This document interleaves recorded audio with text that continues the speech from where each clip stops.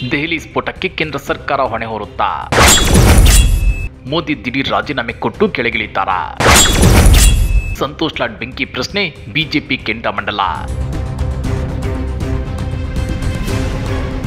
ದೆಹಲಿ ಸ್ಫೋಟ ಪ್ರಕರಣಕ್ಕೆ ಕೇಂದ್ರ ಸರ್ಕಾರ ಹೊಣೆ ಹೊರುತ್ತಾ?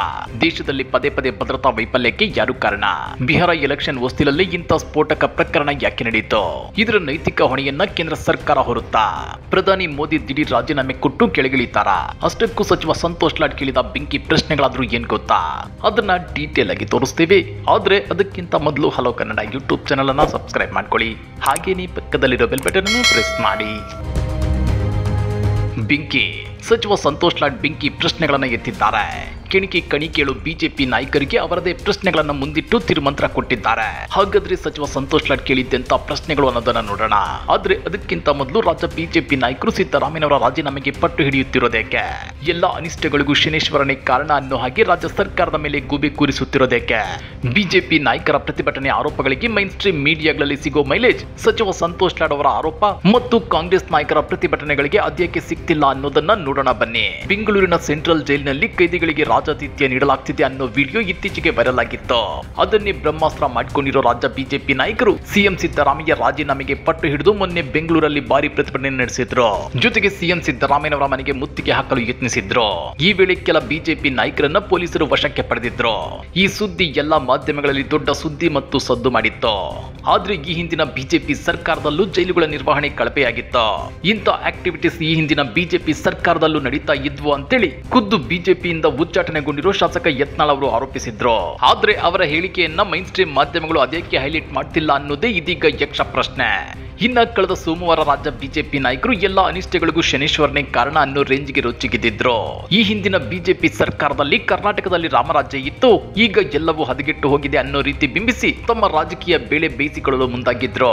ಪ್ರತಿಭಟನೆ ವೇಳೆ ಬ್ಯಾರಿಕೇಡ್ ಏರಿದ ಸಿಟಿ ರವಿ, ಚೆಲುವಾದಿ ನಾರಾಯಣ ಸ್ವಾಮಿ ಸೇರಿದಂತೆ ಅನೇಕ ಬಿಜೆಪಿ ನಾಯಕರನ್ನ ಪೊಲೀಸರು ವಶಕ್ಕೆ ಪಡ್ಕೊಂಡಿದ್ರು. ಸರ್ಕಾರದ ವಿರುದ್ಧ ಭಿತ್ತಿ ಪತ್ರ ಹಿಡ್ಕೊಂಡು ಬಿಜೆಪಿ ನಾಯಕರು ಆಕ್ರೋಶ ಹೊರಹಾಕಿದ್ರು. ಸರ್ಕಾರದ ವಿರುದ್ಧ ಧಿಕ್ಕಾರ ಘೋಷಣೆಗಳನ್ನ ಕೂಗಿದ್ರು. ಜೈಲುಗಳಲ್ಲಿ ರಾಜಾತಿಥ್ಯ ನೀಡೋದನ್ನ ಖಂಡಿಸೋಣ, ಅದು ಸರ್ಕಾರದ ವೈಫಲ್ಯ ಕೂಡ ಹೌದು. ಆದ್ರೆ ಇಲ್ಲಿ ಗಮನಿಸಬೇಕಾದ ಅಂಶ ಏನಂದ್ರೆ ಕೇಂದ್ರದ ಮೋದಿ ಸರ್ಕಾರದಲ್ಲಿ ತಪ್ಪುಗಳೇ ಆಗ್ತಿಲ್ವಾ? ಕೇವಲ ರಾಜಕಾರಣ ಮಾಡಬೇಕು ಅನ್ನೋ ದೃಷ್ಟಿಯಿಂದ ಕಾಂಗ್ರೆಸ್ ಸರ್ಕಾರದ ತಪ್ಪುಗಳನ್ನ ಎತ್ತಿ ಹಿಡಿದು ಬೊಂಬಡ ಬಾರಿಸೋದು ಎಷ್ಟು ಸರಿ? ಬಿಜೆಪಿ ಬಿಟ್ಟಿ ರಾಜಕೀಯಕ್ಕೆ ಲಾರ್ಡ್ ತಿರುಗೇಟು. ದೇಶದಲ್ಲಿ ನಡೆದ ಕಾರ್ ಬಾಂಬ್ ಸ್ಫೋಟ ವಿಚಾರದಲ್ಲಿ ಮಾತನಾಡಿರೋ ಕಾರ್ಮಿಕ ಸಚಿವ ಸಂತೋಷ್ ಲಾಡ್ ಕೇಂದ್ರ ಸರ್ಕಾರದ ವಿರುದ್ಧ ಕಿಡಿಕಾರಿದ್ದಾರೆ. ಕಳೆದ 10 ವರ್ಷಗಳಲ್ಲಿ 25 ಬಾಂಬ್ ಸ್ಫೋಟವಾಗಿದೆ. ಪುಲ್ವಾಮಾ, ಪೆಹಲ್ಗಾಮ್ ಸೇರಿದಂತೆ ಹಲವು ದೊಡ್ಡ ಸ್ಫೋಟಗಳಾಗಿವೆ. ಈ ಸಂದರ್ಭದಲ್ಲಿ ಕೇಂದ್ರ ಸರ್ಕಾರದ ಜೊತೆಗಿದ್ದೇವೆ. ಈಗ ರಾಜಕೀಯ ಮಾತನಾಡಲ್ಲ ಅಂತ ಹೇಳಿದ್ದಾರೆ. ತಾಲಿಬಾನ್ ಸಚಿವ ಭಾರತದಲ್ಲಿ ಸುದ್ದಿಗೋಷ್ಠಿ ನಡೆಸಿದಾಗ ಹೆಣ್ಣು ಮಕ್ಕಳು ಇರಬಾರ್ದು ಅಂತಾನೆ. ಅದನ್ನ ಕೇಂದ್ರ ಸರ್ಕಾರ ಒಪ್ಪುತ್ತೆ. ಸಿಂಧೂರ್ ಹೆಣ್ಣು ಮಕ್ಕಳ ಗೌರವ ಅಂದವರು ಎಲ್ಲಿ ಹೋದ್ರು? ನಿಮ್ಮ ಅಕ್ಕ ತಂಗಿಯರು ಪ್ರೆಸ್ ಮೀಟ್ಗೆ ಬರಬಾರದು ಎಂದ್ರಲ್ಲ, ಆಗ ದೇಶಕ್ಕೆ ಅವಮಾನ ಆಗ್ಲಿಲ್ವಾ? 10 ವರ್ಷಗಳಲ್ಲಿ ಯಾವ ಹಿಂದೂಗಳನ್ನ ಉದ್ಧಾರ ಮಾಡಿದ್ದೀರಿ? ಸಗಣಿ ಉಚ್ಚೆ ಅನ್ನೋದನ್ನ ಬಿಟ್ಟು ಇನ್ನೇನ್ ಮಾತನಾಡ್ತಾರೆ? ಕಾಫಿ ಟೀ ಯಾಕೆ ಕುಡಿಸ್ತೀರಾ? ಉಚ್ಚೆ ಕುಡಿಸಿ ಅಂತೇಳಿ ಸಚಿವ ಸಂತೋಷ್ ಲಾಡ್ ಕಿಡಿಕಾರಿದ್ದಾರೆ. ಮಂಡ್ಯದಲ್ಲಿ ಅಂಬೇಡ್ಕರ್ ಭವನದಲ್ಲಿ ಅಸಂಘಟಿತ ಕಾರ್ಮಿಕರಿಗೆ ಸ್ಮಾರ್ಟ್ ಕಾರ್ಡ್ ವಿತರಣೆ ಕಾರ್ಯಕ್ರಮದಲ್ಲಿ ಸಚಿವ ಸಂತೋಷ್ ಲಾಡ್ ಭಾಗವಹಿಸಿದ್ರು.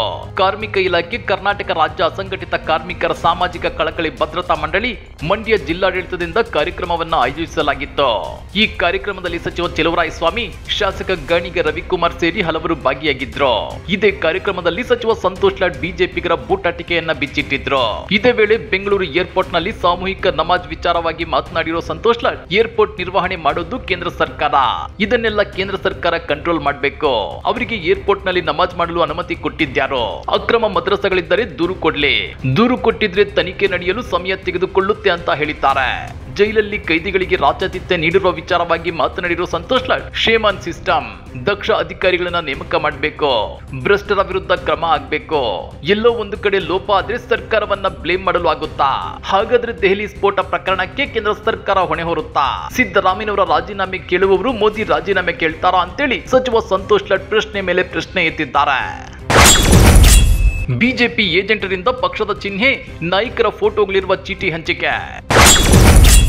ಮಿತ್ರ ಪಕ್ಷ ಬಿಜೆಪಿ ವಿರುದ್ಧ ಆರ್ಜೆಡಿ ಗಂಭೀರ ಆರೋಪ. ಬಿಹಾರದ ಮೋತಿಹಾರಿ ವಿಧಾನಸಭಾ ಕ್ಷೇತ್ರದ ಮತಗಟ್ಟೆಯಲ್ಲಿ ಬಿಜೆಪಿ ಚುನಾವಣಾ ಏಜೆಂಟ್ಗಳು ಪ್ರಧಾನಿ ನರೇಂದ್ರ ಮೋದಿ ಸೇರಿದಂತೆ ಎನ್ಡಿಎ ನಾಯಕರ ಭಾವಚಿತ್ರಗಳಿರುವ ಚೀಟಿಗಳನ್ನು ಮತ್ತು ತಮ್ಮ ಪಕ್ಷದ ಚಿಹ್ನೆಯನ್ನು ಹಂಚುತ್ತಿದ್ದಾರೆ ಅಂತೇಳಿ ಮಂಗಳವಾರ ರಾಷ್ಟ್ರೀಯ ಜನತಾದಳ ಆರೋಪಿಸಿದೆ. ಬಿಹಾರ ವಿಧಾನಸಭಾ ಚುನಾವಣೆಯ ಎರಡನೇ ಹಾಗೂ ಅಂತಿಮ ಹಂತದ ಮತದಾನದಲ್ಲಿ 122 ವಿಧಾನಸಭಾ ಕ್ಷೇತ್ರಗಳಲ್ಲಿ ಮತ ಚಲಾವಣೆ ಪ್ರಕ್ರಿಯೆ ಪ್ರಗತಿಯಲ್ಲಿರುವಾಗಲೇ ಇಂತಹ ಘಟನೆಗಳು ಮತಗಟ್ಟೆ ಸಂಖ್ಯೆ 229 ಹಾಗೂ 230ರಲ್ಲಿ ನಡೆದಿದ್ವು. ಇಂತಹದ್ದೇ ಘಟನೆಗಳು ಮೋತಿಹಾರಿ ವಿಧಾನಸಭಾ ಕ್ಷೇತ್ರದ ಇನ್ನಿತರ ಮತಗಟ್ಟೆಗಳಲ್ಲೂ ನಡೆದಿವೆ ಅನ್ನೋ ದೂರುಗಳು ಕೇಳಿ ಬರುತ್ತಿವೆ. ಈ ಕುರಿತು ರಿಯಾಕ್ಟ್ ಮಾಡಿರೋ ಚುನಾವಣಾ ಆಯೋಗ ಈ ಸಂಬಂಧ ಎಫ್ಐಆರ್ ದಾಖಲಿಸಿಕೊಳ್ಳಲಾಗಿದ್ದು ಈವರೆಗೆ ಇಬ್ಬರನ್ನ ಬಂಧಿಸಲಾಗಿದೆ ಅಂತ ಹೇಳಿದೆ. ಬಿಹಾರ ವಿಧಾನಸಭಾ ಚುನಾವಣೆಯ ಎರಡನೇ ಹಂತದ ಮತದಾನ ಪ್ರಾರಂಭಗೊಳ್ಳುವುದಕ್ಕೂ ಮುನ್ನ ನಾವು ಮತಗಳ್ಳತನ ಅಥವಾ ಅಪ್ರಾಮಾಣಿಕತೆಗೆ ಅವಕಾಶ ನೀಡುವುದಿಲ್ಲ ಅಂತೇಳಿ ಆರ್ಜೆಡಿ ನಾಯಕ ಹಾಗೂ ವಿಧಾನಸಭಾ ವಿಪಕ್ಷ ನಾಯಕ ತೇಜಸ್ವಿ ಯಾದವ್ ಘೋಷಿಸಿದ್ರು. ಇದೆಲ್ಲದರ ಮಧ್ಯೆ ಬಿಹಾರದಲ್ಲಿ ಬಿಜೆಪಿ ಹೆಚ್ಚು ಸೀಟುಗಳು ಗೆಲ್ಲುವುದಕ್ಕೆ ಶತಾಯ ಗತಾಯ ಯತ್ನಿಸುತ್ತಿರುವುದು ಇಲ್ಲಿ ಸ್ಪಷ್ಟವಾಗಿ ಎದ್ದು ಕಾಣ್ತಿದೆ. ಅಧಿಕಾರ ಕೈವಶ ಮಾಡಿಕೊಳ್ಳುವುದಕ್ಕೆ ಮತ್ತು ಮಿತ್ರ ಪಕ್ಷಗಳಿಗೆ ಮಣ್ಣು ಮುಕ್ಕಿಸುವುದಕ್ಕೆ ಜೊತೆಗಿದ್ದು ದೋಸ್ತಿ ಅಂತ ಅಂದ್ಕೊಂಡು ಕುಸ್ತಿ ನಡೆಸುತ್ತಿರುವುದು ಗೊತ್ತಾಗುತ್ತಿದೆ. ಇದೇ ಕಾರಣಕ್ಕೆ ಬಿಹಾರ ಎಲೆಕ್ಷನ್ ಮುಗಿದ ಕೂಡಲೇ ಎಕ್ಸಿಟ್ ಪೋಲ್ಗಳು ಬಿಜೆಪಿ ಪರ ತುತ್ತೂರಿಯುತ್ತಿವೆ. 2025ರ ಬಿಹಾರ ವಿಧಾನಸಭಾ ಚುನಾವಣೆ ಇಡೀ ದೇಶದ ಗಮನವನ್ನ ಸೆಳೆದಿತ್ತು. ಸತತವಾಗಿ ಅಧಿಕಾರ ಪಡೆಯುತ್ತಿರುವ ಬಿಜೆಪಿ ಮತ್ತು ಜೆಡಿಯು ನೇತೃತ್ವದ ಎನ್ಡಿಎ ಸರ್ಕಾರಕ್ಕೆ ಈ ಬಾರಿ ಮಿತ್ರ ಪಕ್ಷಗಳು ಶಾಕ್ ಕೊಟ್ಟವ ಅನ್ನೋ ಚರ್ಚೆ ನಡೆದಿತ್ತು. ಆದ್ರೆ ಚುನಾವಣೆ ಮುಗಿದ ನಂತರ ಹೊರಬಿದ್ದಿರುವ ಚುನಾವಣೋತ್ತರ ಸಮೀಕ್ಷೆಗಳು ಇದೀಗ ಬೇರೆಯದ್ದೇ ಉತ್ತರ ಹೇಳ್ತಿವೆ. ಮತದಾನ ಮುಕ್ತಾಯ ಆಗುತ್ತಿದ್ದಂತೆ ಹೊರಬಿದ್ದಿರುವ ಚುನಾವಣೋತ್ತರ ಸಮೀಕ್ಷೆಗಳು ಎನ್ಡಿಎ ಗೆಲುವಿನ ಕುರಿತು ಭವಿಷ್ಯ ನುಡಿದಿವೆ. ಈ ಬಾರಿ ಕುತೂಹಲ ಕೆರಳಿಸಿದ್ದ ಈ ಪ್ರಮುಖ ಚುನಾವಣೆಯಲ್ಲಿ ಕಾಂಗ್ರೆಸ್ ಆರ್ಜೆಡಿ ಎಡವಿದ್ದೆಲ್ಲಿ ಅನ್ನೋ ಪ್ರಶ್ನೆಗಳು ಮುನ್ನೆಲೆಗೆ ಬಂದಿವೆ. ಮೋದಿ ನೀತಿಗಳನ್ನು ಟೀಕಿಸಿದ ಬಿಜೆಪಿ ಸದಸ್ಯ ಬಂಧನ. ಸುಬ್ರಮಣ್ಯನ್ ಸ್ವಾಮಿ ಗಂಭೀರ ಆರೋಪ. ಪ್ರಧಾನಿ ಮೋದಿಯವರ ನೀತಿಗಳನ್ನು ತೀವ್ರವಾಗಿ ಟೀಕಿಸಿದ್ದ ಕಾರಣಕ್ಕೆ ಗುಜರಾತ್ನ ಪೊಲೀಸ್ ತಂಡವೊಂದು ಬೆಂಗಳೂರಿನಲ್ಲಿ ಬಿಜೆಪಿ ಯುವ ಮುಖಂಡನನ್ನೇ ಬಂಧಿಸಿರುವುದಾಗಿ ಬಿಜೆಪಿ ನಾಯಕ ಮಾಜಿ ಕೇಂದ್ರ ಸಚಿವ ಡಾಕ್ಟರ್ ಸುಬ್ರಮಣ್ಯನ್ ಸ್ವಾಮಿ ಎಕ್ಸ್ ನಲ್ಲಿ ಪೋಸ್ಟ್ ಮಾಡಿದ್ದಾರೆ. ಬಿಜೆಪಿ ಯುವ ಮುಖಂಡ ಗುರುದತ್ ಶೆಟ್ಟಿ ಕಾರ್ಕಳ ಬಂಧಿತ ಅಂತ ಗುರುತಿಸಲಾಗಿದೆ. ಮಂಗಳವಾರ ಈ ಸಂಬಂಧ ಸಾಮಾಜಿಕ ಜಾಲತಾಣ ಎಕ್ಸ್ ಖಾತೆಯಲ್ಲಿ ಮಾಹಿತಿ ಹಂಚಿಕೊಂಡಿರುವ ಸುಬ್ರಮಣ್ಯನ್ ಸ್ವಾಮಿ, ಗುಜರಾತ್ ರಾಜ್ಯದ ಪೊಲೀಸ್ ತಂಡ ಇಂದು ಬೆಂಗಳೂರಿಗೆ ಬಂದು ಮೋದಿಯವರ ನೀತಿಗಳನ್ನು ಟೀಕಿಸಿದ್ದಕ್ಕಾಗಿ ಬಿಜೆಪಿ ಯುವ ಘಟಕದ ಸದಸ್ಯ ಗುರುದತ್ ಕಾರ್ಕಳ ಶೆಟ್ಟಿ ಅವರನ್ನ ಬಂಧಿಸಿದೆ.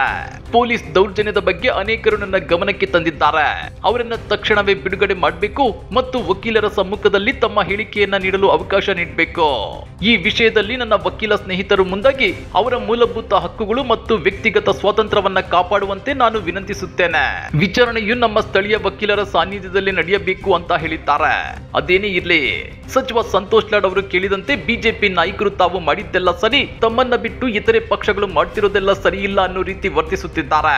ಪುಲ್ವಾಮಾ ಪೆಹಲ್ಗಾಮ್ ಉಗ್ರ ದಾಳಿಯ ಹೊಣೆಯನ್ನ ಕೇಂದ್ರ ಸರ್ಕಾರ ಯಾಕೆ ಹೊತ್ತುಕೊಳ್ತಿಲ್ಲ? ಮೊನ್ನೆ ನಡೆದ ದೆಹಲಿ ಸ್ಫೋಟಕ್ಕೆ ಯಾರು ಹೊಣೆ?